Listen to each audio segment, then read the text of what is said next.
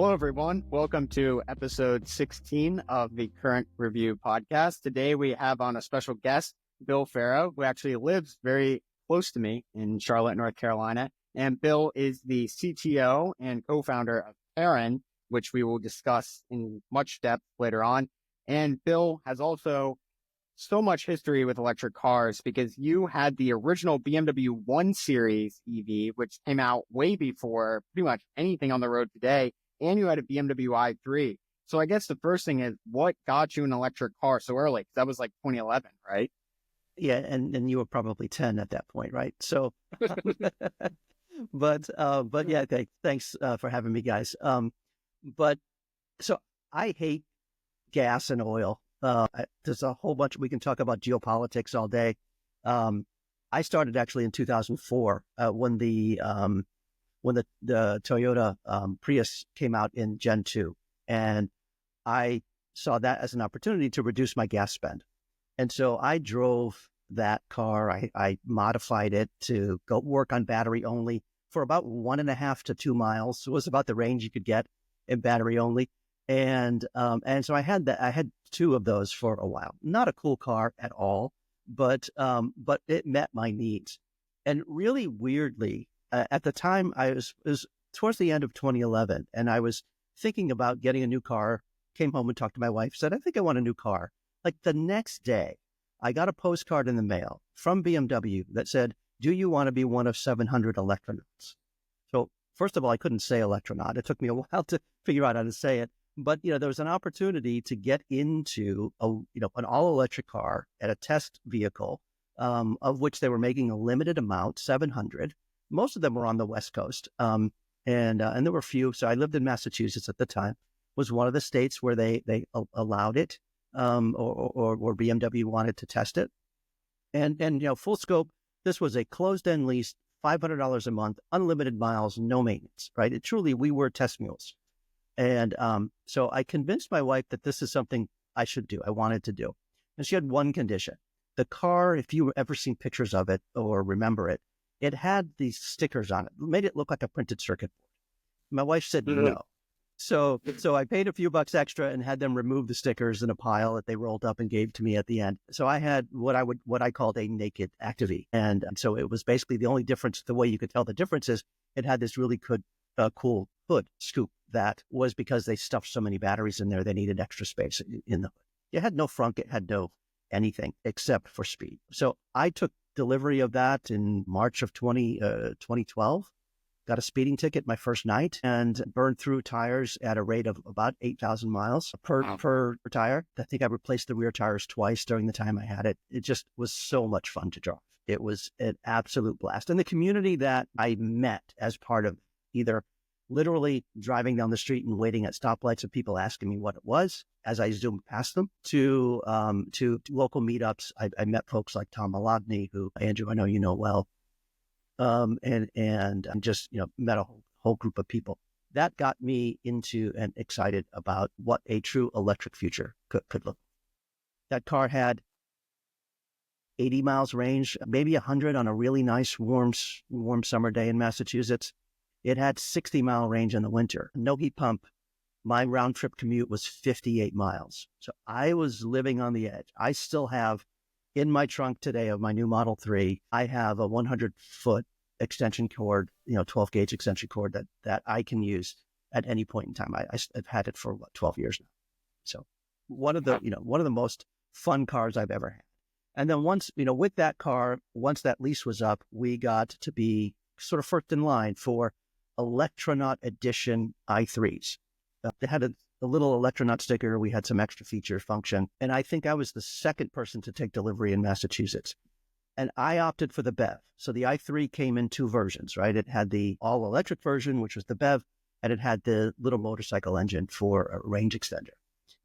Again, I don't do gas. So I got the BEV. It was not the best car for me, but I managed with it. Again, another fun car to drive. There is an autocross track near me. I've taken it through the cones a few times.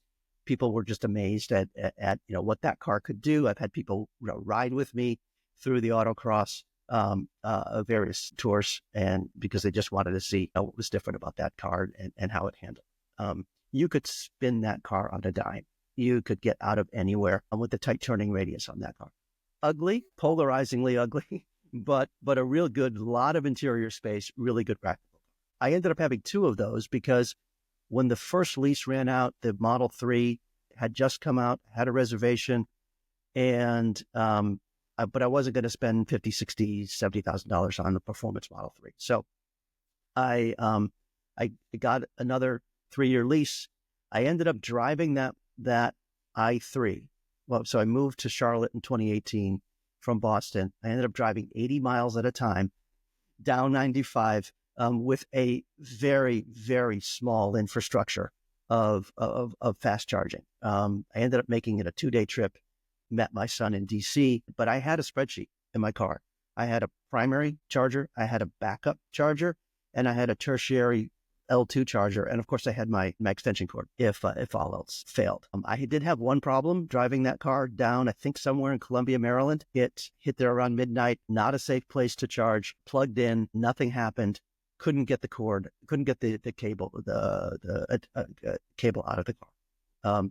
Called support, fumbled around, figured out where the actual release was in the i3, released it, and went to my secondary charger, which was about 4 or 5 miles away. I drove slow, no heat, in the middle of March or April, whatever it was. Made it safely to North Carolina, where I had a level 2 charger waiting for me, and then from there I finally pulled the trigger on my Model 3. Got my Model 3 in March of 2020. If you remember what happened in 2020, I had my car about 2 weeks when COVID lockdown hit. So I stared at my car for about 6 months. I put about 5,000 miles on that car my first year because it just sat there. Andrew, you know this, that there's a ring around 485, around Charlotte, rather. Mm-hmm. It's called Route 485. Yep. And one day I told my wife I was going to the store, and I went right instead of left to the store. I went right, and I went around the loop, 80-something miles around the loop. I came back an hour and a half later, and she's like, "Where did you go?" I said, "I just to go for a ride." So, a little 1 mile jaunt was, 85 miles later, I came home with the groceries that I was supposed to come home with. So, but that car's time was up in March of this year, September of this year. I waited and just recently got a new refreshed Model 3 with long range this time. It was standard range last time, long range this time. I'm doing a lot of driving between Charlotte and Southern Georgia, Washington, Northeast, where my family still lives. So the 360-mile range on that car is a game changer. So I'm really enjoying it so far. But yeah, and the overall quality, that's my journey. Oh, the overall quality difference. I mean, the sound difference is amazing. The noise reduction on that car is amazing between the first version and this version. Pretty crazy. So overall, just with you being in the space this long, what have been some of your biggest gripes with particularly charging with electric cars? Because this has been something that you probably witnessed really well, going from literally level 2 charging on a road trip to now we have lots of DC fast chargers, but still not perfect. So what are some of your main takeaways? So certainly reliability, which is what I focus on. And the reason I focus on it is because of the challenges that are there. Again, when I did my East Coast road trip in 2018, yeah, that doesn't count. The infrastructure at that point was nascent. It was 50. I think the max charger was 50 kilowatts. My main gripe is just the lack of well-placed, suitable charging stations. I drive a Tesla today because once a month I go down to Georgia and I help take care of my mom, and I have timelines I have to meet, right? And I have to get there, and I have to know that I've got decent places to charge, reliable places to charge along the way. And so that's the main reason I drive a Tesla. I would love to be in a Lucid Air or a Mustang Mach-3. There's plenty of other cars I would rather have in my garage, but for the reliability, that's my biggest complaint is the reliability. And I do think it's having an impact on EV adoption. And that's really one of the things that we are trying to do now with this new company is how can we accelerate EV adoption? How do we get beyond the things that are causing people to back away from EVs? I love that. That's part of the reason why I got into EVs as well. I think it is a better mode of travel. but there's just a lot of frictions, and I'd be curious to hear from your perspective as someone who's both experienced non-Tesla and now Tesla for specific reasons, anecdotally, but also someone who's in the data, right? I believe Paren is very, very data-based. You are really analyzing from a very thorough perspective, which I appreciate, on what works and what doesn't work, where things are working, where things aren't working. So what can you give from your perspective in terms of what is the data saying, right? What is working, what isn't working? What can people learn from, say, Tesla's supercharging experience? I think one of the key things that we're looking to create a metric on is mean time to fix, right? Because, hardware metrics are on mean time to failure, but mean time to fix. Things are going to break, right? What happens when it breaks? Recently, I was traveling to Georgia, and I stopped at my favorite supercharger. Andrew, if you know it, it's in Orangeburg, South Carolina. It's got a nice solar canopy on top and some good fried chicken inside. And I wasn't paying attention because I just backed into a slot, but the lights on the Tesla stall were not lit. It was out of order. So plugged it in and nothing happened, of course. So I moved, but I wondered how long it was going to take to fix that. And on my way back, I wasn't there very long. It was less than 36 hours. That plug was back and running again. Okay. There's anecdotal evidence. There's no real data about how many folks Tesla has fixing their chargers, but that's pretty incredible. And then I look at data from other networks, which won't be named, but there was one on my visit back up to the Northeast in Burlington, Massachusetts. It's been out for 3 weeks during the middle of Christmas season, right? And I went there on a Saturday morning and I just chatted with the folks who were waiting in line. It's like, why are you here? Why are you waiting? Because I'm waiting for the 350 kilowatt charger. You could be down the street, you're using another charger. Everybody was waiting because there were 3 plugs and only 2 were working. So that really is the key thing, right? Being able to be prepared when things break. That, I think, is one of the key aspects of what the data shows. Interesting.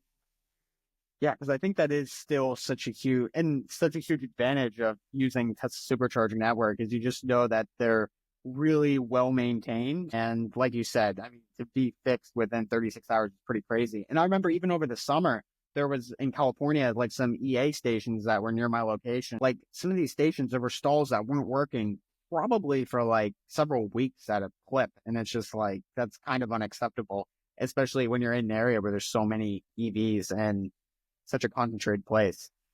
And the flip side of that too is the ones that say they're working that aren't, right? We once measured 130 unsuccessful charging attempts, failed charging attempts on one 350 kilowatt station and over the course of like 3 or 4 days. And I really hope that was like 40 people trying 3 times and not the same guy coming back every 5 minutes to see if it was working. But that, that got fixed and then it broke again and it got fixed. It's just totally unreliable. And I give a lot of credit to the renew programs that are going on right now from some of the CPOs, where they're getting rid of some of this bad hardware and replacing it. And we came out with a metric around Thanksgiving where we saw, based on our reliability, which is not uptime, but our reliability analysis showed a small improvement, like a 3 percentage point improvement in reliability year over year. And I give a lot of that credit to replacing the hardware that's out there, plus the new players that are on the market today, right? You've got Alpatronic rolling out with Iona, where Andrew and I were last week. You've got Kempower entering the space from Europe. Truly, these guys know how to build reliable charging stations. And so leveraging that hardware is only going to continue to improve what we see out in the infrastructure. Interesting. And now with like Iona, for instance, using Alpatronic chargers, and I'm sure I think it's Revel in New York is using Kempower chargers. But with some of these new chargers, do you expect to see better uptime on these versus some of the mainstream brands out now? Yeah, it's a combination of 2 things, right? It's the hardware and the resilience built into the hardware. It's, I would say, now 3 things. The second part is the fact that Iona and Revel's targeted for a different target. Folks that are building stations today are not building 3 or 4 charging units, right?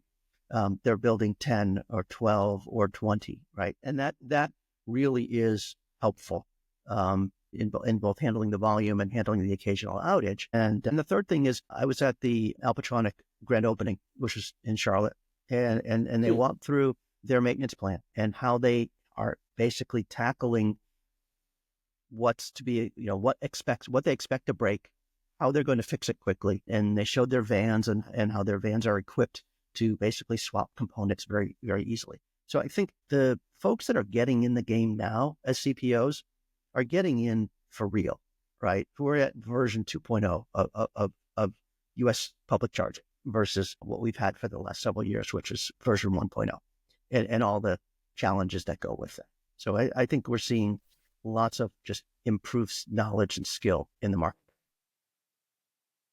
And so actually it'd be, I don't know if we covered this. Both Andrew and I know you and Paren relatively well, but I don't know if you want to tell our audience sort of the genesis of Paren as a co-founder and what your current role is in the industry to help these CPOs be better and get better in terms of reliability for the sake of EV adoption.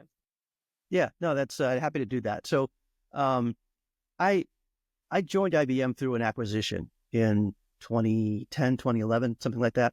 In 2022, I left after about 10 years, and I kind of realized that I was eligible for retirement benefits. So technically I'm retired, but I wasn't ready to give up anything. So I knew I wanted to do something in the climate area, but I wasn't sure exactly where. So one of the first things I did was I picked up John Doerr's book, which is called Speed and Scale. And I just devoured that. And he goes through sort of the 6 key big solutions that are needed in order to reduce greenhouse gases. And the biggest one from the US perspective, the biggest emitter of greenhouse gases is the transportation sector.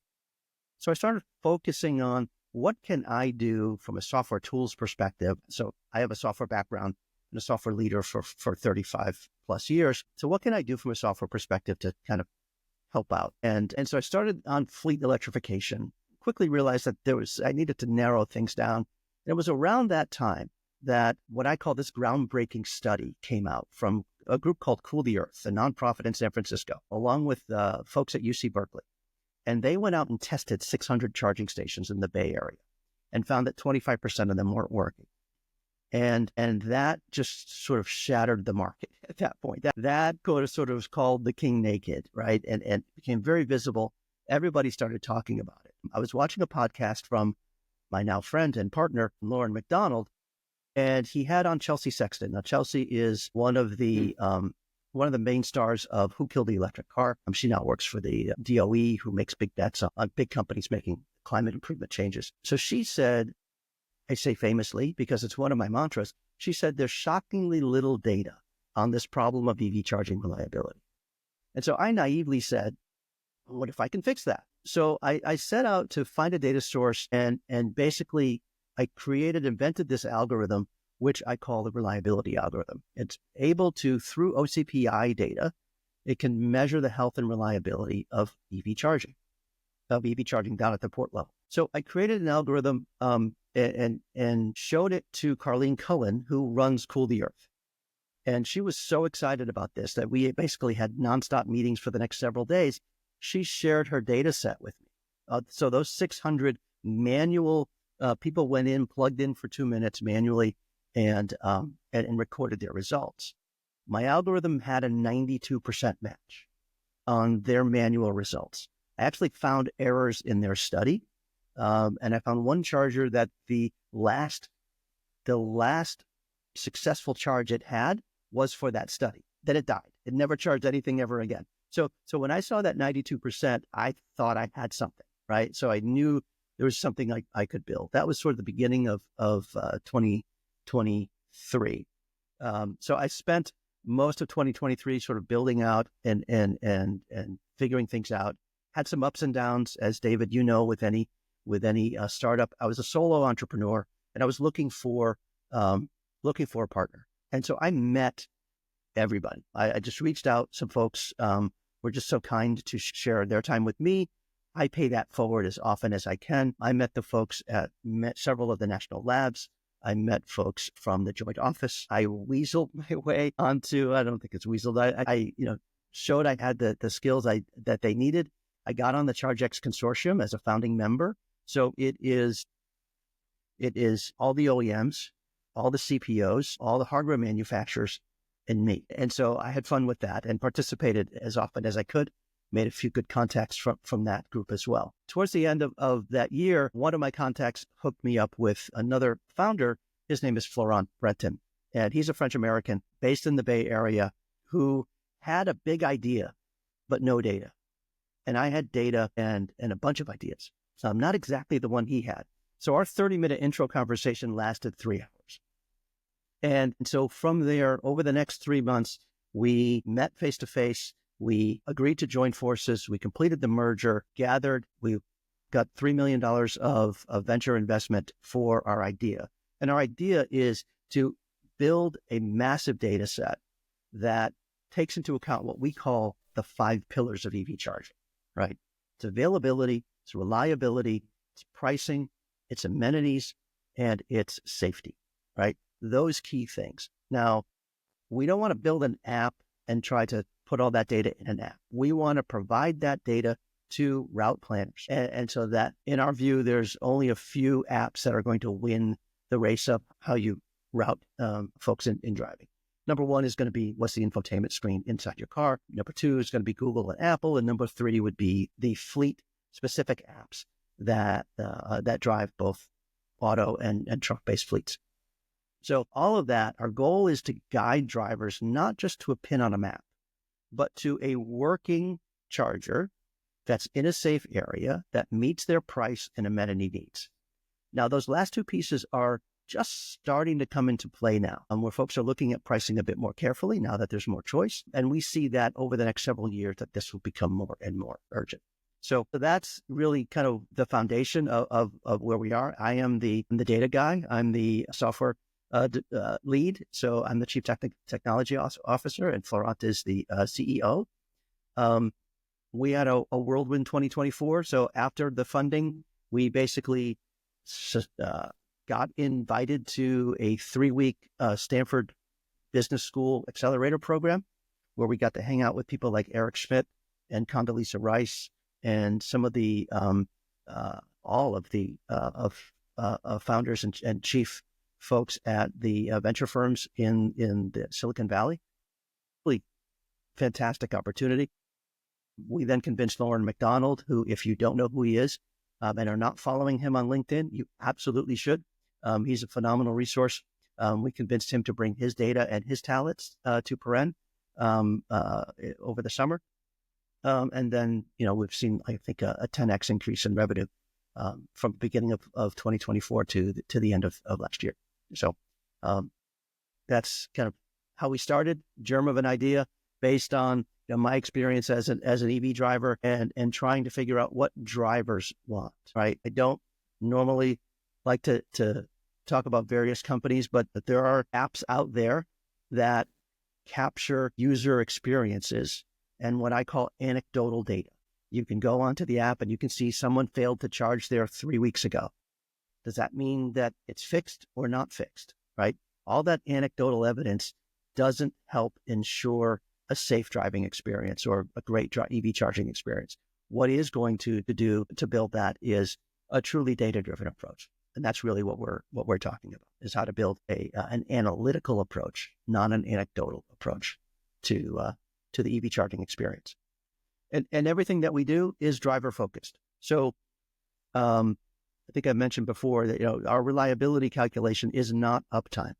Uptime is for the CPOs to say, you have to let them account for the fact that that fire happens and vandalism happens and storms happen and things outside of their control.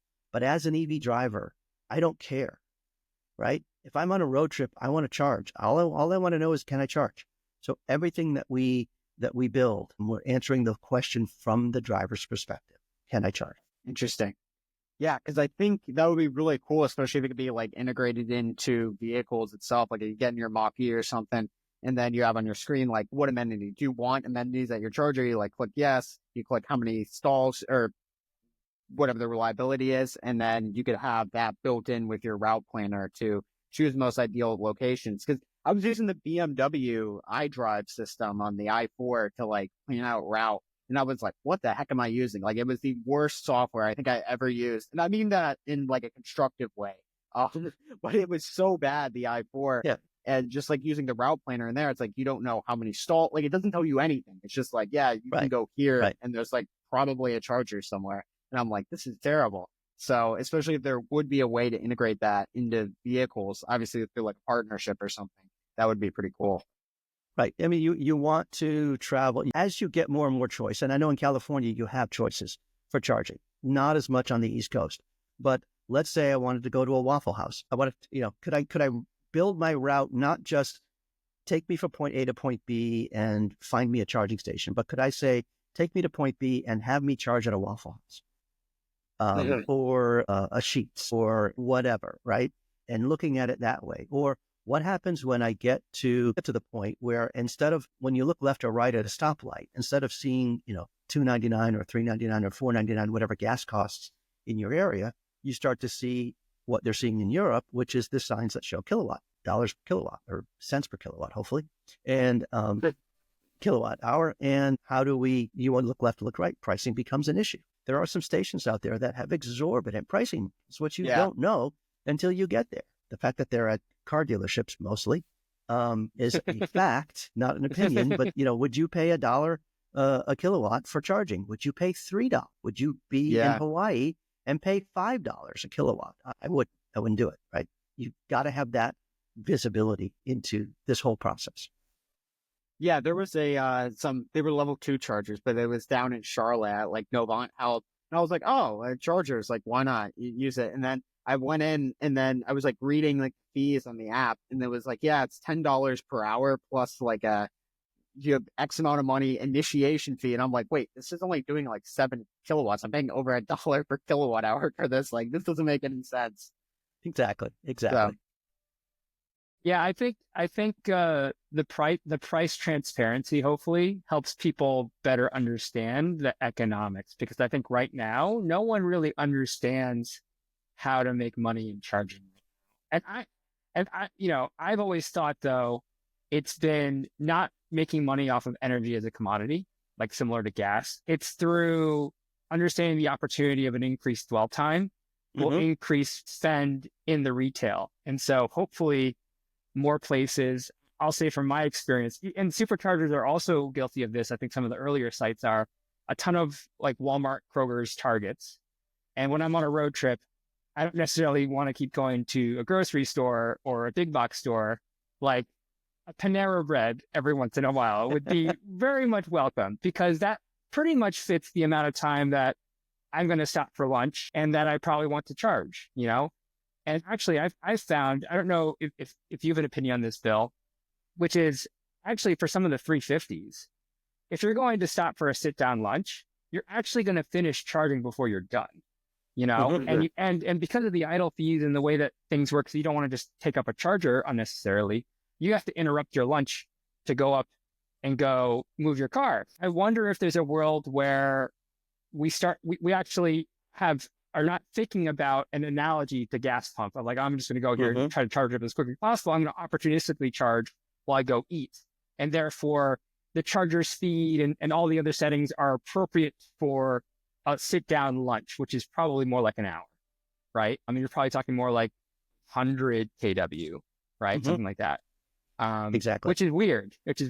But it's purpose built, right? So yes. I'm a big fan of Volta. Volta recently got, as a standalone business, hard model to build, right? But they got acquired by Shell Recharge, and they put 50 kilowatt stations backed by big 50-inch TV screen that shows some advertising in grocery stores, right? I don't know about you, Andrew. I met Andrew actually at a Whole Foods. Yeah. That's where I first met him. I think he was still in high school. And my goal is to get in and out, right? I'm in there for 10 minutes.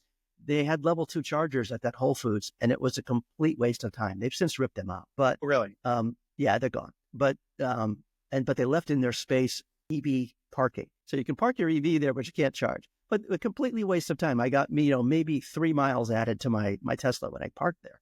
But 50 kilowatts, I'm in the store for 20, 25 minutes. It's perfect for topping off in that kind of setting. And I agree with you. And I think there's another app out there Chargeway, and Matt Teskey runs that company. And he does a lot of work. They do a lot of work with colors to try to steer Bolt owners away from plugging into the 350s, right? So no offense to Bolt owners, again, a great car, but how do we do that match, the match for the vehicle, the dwell time, the charging station, right? All of that has to come into play. There are folks out there who've got some really cool power sharing ideas, and that's another way that could be done. If I could pull my car in and say, my dwell time is 1 hour, don't incur demand charges trying to pump me full of electrons in 15 minutes, right?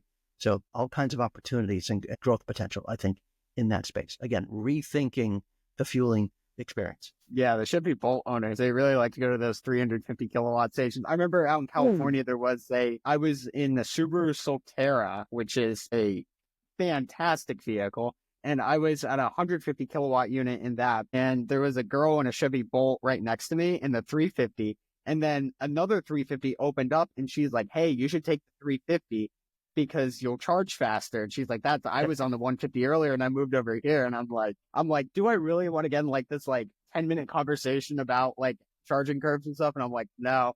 So I was just like, oh, okay. So maybe I did the wrong thing. Maybe I should have told her that. No, whatever. You have to play it by ear. I was at one of the places I visit in Charlotte, and there's two dual 100s and a 350. And there was a Bolt guy there connected to one of the threes. And I went up just to say hi to him, and I asked him, one of the ports wasn't working. And I asked him if he tried it and, how long it's been out and stuff. And I was going to have that conversation about don't plug your Bolt here, but I decided not to. You got to play it by ear. It's a tough read because there's a lot of education that's required, know, right. Like something, or even still, like for a while, it was notorious, right? At Electrify America station, you had VW ID4 owners sitting there at like 95% waiting. And you're like, dude, you don't need that extra 5%. It's not worth it, especially when there's a line of 3 other people waiting and they're at like 10%, Well, there is something to like education and etiquette that we have to figure out, And I like the Iona stations that we were playing with the other day because they actually have the charging curve inside in one of the screens. What I would really love is if the vehicle would be able to communicate its potential charging curve, and you could kind of match the max charging curve against the potential. But you're right, it is about education, and it's really on all of us, right? It's on the OEMs, it's on the CPOs, it's on the evangelists, it's on everybody to figure dealerships, find a way to train people and educate people on how this vehicle is supposed to work on a road trip. So that's one of the bigger challenges. In a way that doesn't upset them, telling them to move their car off a 350, when you're angrily trying to get a charge and one of the ports is out, it's not the right time for that education. Yeah. Well, I think that's the nice thing too about Teslas, at least in... Oh, go ahead. Oh, sorry, there's a delay. We can edit that. Yeah. Go ahead. Okay. Yeah, what I was going to say is that's a nice thing I will say about Tesla is all the cars charge up to 250 kilo. I think the rear wheel drive, the older ones are like 170, but it's still like, it doesn't really matter which one you use because all the superchargers are 250 kilowatts.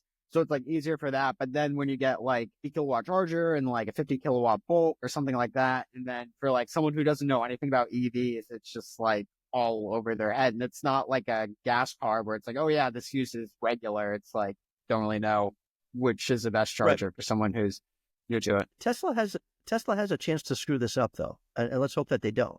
I've seen there are stations, superchargers out there where they're expanding, right? And I think, I think in Charlotte, the station had 12 and then they upgraded and they added 12 more. So they have 12 of the old, Northlake. They had 12 of the old stalls and then they added the V4 stall, right? Still not V4 back end, but when they go to expand those chargers, when they actually start putting V4 back end hardware in place, if they start expanding sites and have some that are 250 and some that can actively support 800 volt cars, then you're going to start to run into the same issue. Again, not telling them how to run their business. They've certainly figured out a lot of things, but that's something that we don't want to have to make that mistake in the Tesla world. It's interesting though, when I've heard of some arguments at superchargers now that Tesla is opened up to non-Teslas, for all the Tesla owners that have enjoyed a ton of excess capacity. Now they're seeing people come into their sites, with other vehicles, potentially, and those vehicles, right, depending on the charging hardware that's there and the vehicle itself, could also have non-optimum. For my Rivian, for instance, I have a Gen 2, and I was just using a supercharger yesterday, actually, and I think the fastest I got was 180, and it's still pretty fast, but it's not ideal conditions fast. And yeah, I'm just curious if that's going to cause some more congestion and some more disputes, especially in a place crowded like California. Yeah, and I think similarly, we're starting to see superchargers side by side with non-Tesla stations. Right. One of my favorites is the Buc-ee's in, I think it's in Tennessee or Kentucky. I forget which one. It actually has 3 of its 4 corners are occupied. Now, if you've never seen a Buc-ee's before, just go on Google Earth and go look at one. They're massive, right? But this one has, I think, 12 stalls supercharger. It's got 6 Electrify America units, and it's got 5 dual charging, so 10 total Mercedes-Benz. So if you're an experienced EV driver, you're going to go and you're going to turn left and you're going to go to the Tesla supercharger. If you have an adapter, you'll use that. If you're not, how is that going to be handled? I use soccer mom. I don't know if that's the right or wrong term, but if you're a soccer mom driving and pulling in to that station and you're driving your Kia E9, right? You look to the left. I don't have a Tesla. I'm not going to go there. You look to the right. I don't have a Mercedes, and it's probably more expensive. I'm not going to go there. So you go to the Electrify America, right? That's one way of thinking about it. So if I'm Mercedes, I'm trying to figure out how I get people to use that charger, right? If I'm Electrify America, I'm trying to get people to figure out how to use that charger. If I'm Tesla, I'm just doing what I normally do, right? So it'd be interesting to see, what the metrics are as more adapters come out. Will people just start to flood? Tesla will be filled up, and then the others will sort of be rollover? Or can those other 2 non-Tesla stations do something to entice the customers away from using Tesla? Interesting. Yeah, especially if you get there too, and it's just a bunch of ID4s charging up to like 98%, and you're just like, oh crap. But on a slightly different note, I do want to discuss, because earlier this year we talked about your reliability of the service report, and that was through I'm blanking on the company's name. Charger Help. Charger Help, yes, with Camille Terry. Yes. Sorry, yes. Too many EV charger. So I talked with her, and she mentioned that she was working with you on the EV charging survey report. And could you kind of go into detail just on this report and what were some of the findings? Because she mentioned that a bill was one of the offspring of this report. A bill, California. Okay, yeah, and so there were various bills. There's actually a bill that passed in the state of Maryland relative to EV charging reliability. And I spoke to the senators responsible for doing that in that state. Yeah. So Camille and I have been fans of each other for quite some time. Again, Lauren McDonald is probably the common element there. And I finally got a chance to meet her face to face and spend some time with her at one of the shows recently. And we talked about, what we'd like to do in 2025 to improve on what they did. So basically what happened there is they've got boots on the ground, right? They were able to go and validate a whole bunch of charging stations. So we gave them data that helped them identify where some failing charging stations were.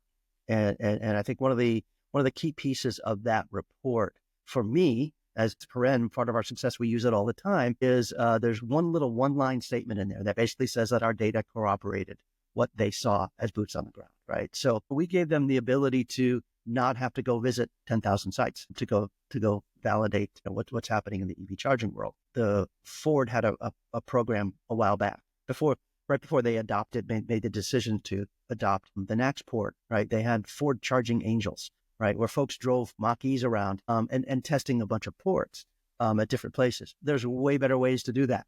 And so, what we did was we helped them just validate their findings through the data that we had, and able to kind of roll it up into meaningful data elements that really talk about the state of the industry. And without going into the minute detail, to say CPO X at station Y has really bad reliability, right? One of our goals is to, as a company, is to never speak badly of any CPO, right? Being a CPO is hard, whether you're the biggest or the smallest. It is a very difficult thing to do. And we believe that there's a way to make sure that the drivers have the best experience. And really, that's what we share that same vision with Camille and her team on how to validate the. Very cool. I'm looking forward to see what you guys can do together in 2025, because I think Charger helps kind of tackling the labor shortage issue, I think, to some extent, right? Which is one of the reasons of your mean time to fix, and you're kind of using, helping them with actual real data to make smart decisions. I think that's a powerful combination, But we want to kind of wrap up here because we're getting on the 45-minute mark here. But to kind of wrap things up, I know there's been a lot of recent holiday travel, right? And we were talking a lot earlier about CPOs and trying to make stations reliable during this critical period. What can you say about the recent 2024 travel season overall and what you're seeing in the data overall, just at large? Yeah, so overall, we've kind of seen this year over year. There's a sort of a 30% bump just in general, and it's because of higher vehicles in operation as well as more charging stations. And so one of the things we focused on is looking. I picked Ohio. Ohio, in case you're not following along on the NEVI scorecard, Ohio has like 17 charging stations that are NEVI funded. They far outpace any other state, and they're doing a fantastic job. So we looked year over year, and we created this term we call travel ports, right, or travel charging stations. So it's any EV charger that can charge 4 or more vehicles at once, and that's generally where you're going to go when you're on a road trip, the Great American Road Trip. You're not going to go to that one solo charger by the Dunkin' Donuts or behind the car dealership. So we looked at that in Ohio. And year over year, they had a 100% increase from 118 ports last year to 236 ports this year. So this is in the middle of Ohio. This is not California, where EV adoption is greater. This is in the middle. I drove through there last week.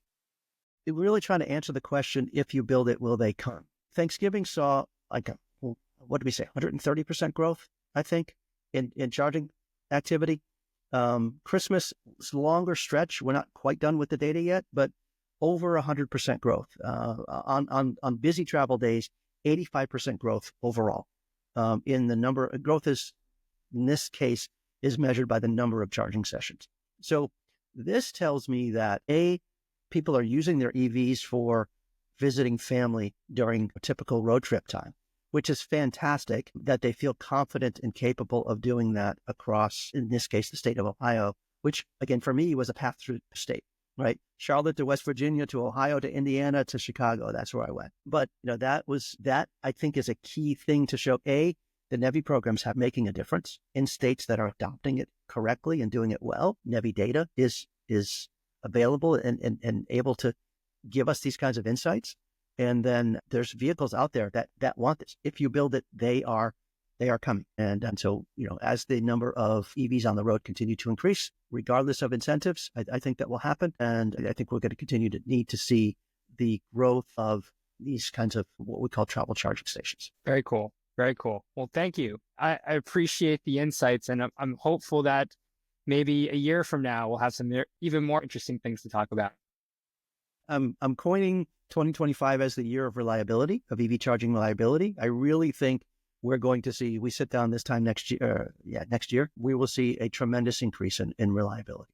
That's what I'm expecting. And we're here to measure that. Awesome. Well, thank you, Bill. I appreciate it. It's been a blast. It's always a pleasure. My pleasure. Talking to you. Yeah. My pleasure. Yep. Thanks again for hopping on, Bill. I think we had a great conversation, and looking forward to seeing some of your insights later on this year. Excellent. Thank you. Thank you for taking the time. I appreciate it.